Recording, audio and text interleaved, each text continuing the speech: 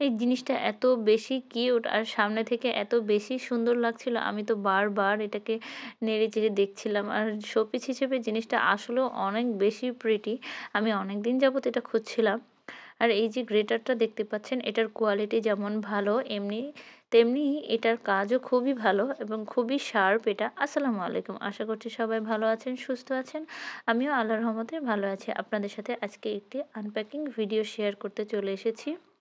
আমি online dress up থেকে কিছু জিনিস অর্ডার করেছিলাম। তাদের প্যাকেজিংটা বরাবরের মতোই আলহামদুলিল্লাহ অনেক বেশি সুন্দর, মাশাআল্লাহ।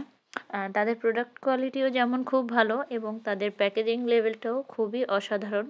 প্রোডাক্ট আমি তাদের কাছে যতবারই অর্ডার করেছি কখনো ড্যামেজ হয়নি এবং প্রোডাক্ট কোয়ালিটি তো বরাবরের মতোই আলহামদুলিল্লাহ অনেক বেশি ভালো ছিল। আমি আমার আগে একটা কুকার ছিল। এবার আরেকজনকে একটা গিফট করার জন্য আরও একটি মাল্টি কুকার নিয়ে নিয়েছি।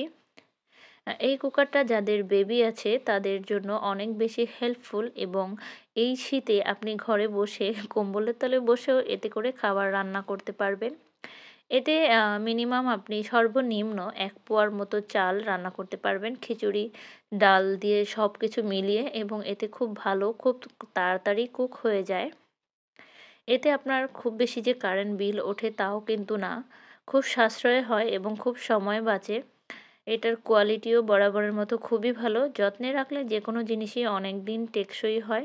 আপনি যদি এটাকে যত্নে রাখেন তো বছরখানেক কেন অনেকদিনই এটাকে আপনি টেকসই হিসেবে ভালোভাবে ব্যবহার করতে পারবেন। চায়না প্রোডাক্ট হলেও জিনিসটা কিন্তু খুবই দেখতে কিউট।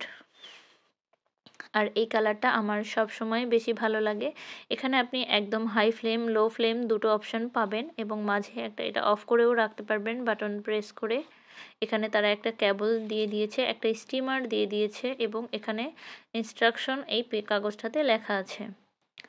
জিনিসটা কিন্তু খুব হেল্পফুল। বর্তমান ডিজিটাল যুগে সবকিছুই খুব সহজ হয়ে যাচ্ছে আমাদের জন্য।